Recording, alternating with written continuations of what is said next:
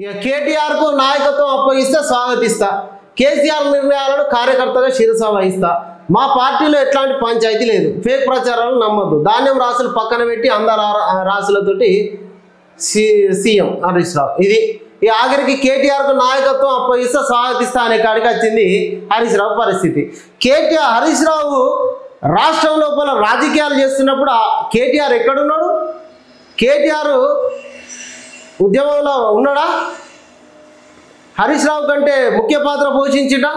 మరి హరీష్ రావు ఆఖరికి ఎందుకు ఇట్లా అనాల్సి వచ్చింది? ఇక పార్టీ నుంచి ఇక నాకు ఎట్లాగో పగ్గాలు అప్పయ్యపడేట్టు లేరు, నేను పార్టీ నుంచి పోతా అనేదానిక ఈ మాటలు? నేను పార్టీ నుంచి నన్ను నెట్టేస్తారా అనేటువంటి అన్న ఈడ చెల్లె ఇద్దరు కలిసి నన్ను పార్టీలో పుస్కనిస్తలేరు అని చెప్పనీకేనా? లేకపోతే వాళ్ళకు వంత పాడితేనే పార్టీలో ఉండనిచ్చే పరిస్థితి ఉన్నదా? మరి ఇన్నేళ్ళు కష్టపడి క్యాడర్ను కాపాడుకున్నటువంటి హరీష్ రావు పరిస్థితి ఆఖరికి కేటీఆర్కు పగ్గాలు అప్పగిస్తే నేను ఒప్పుకుంటా అనే కాడికి వచ్చింది అంటే ఏంది పరిస్థితి? అంటే త్వరలో కేటీఆర్కు లేదా ఆ కవితకు బీఆర్ఎస్ పార్టీ పగ్గాలు అప్పగించే అవకాశం ఉన్నదా?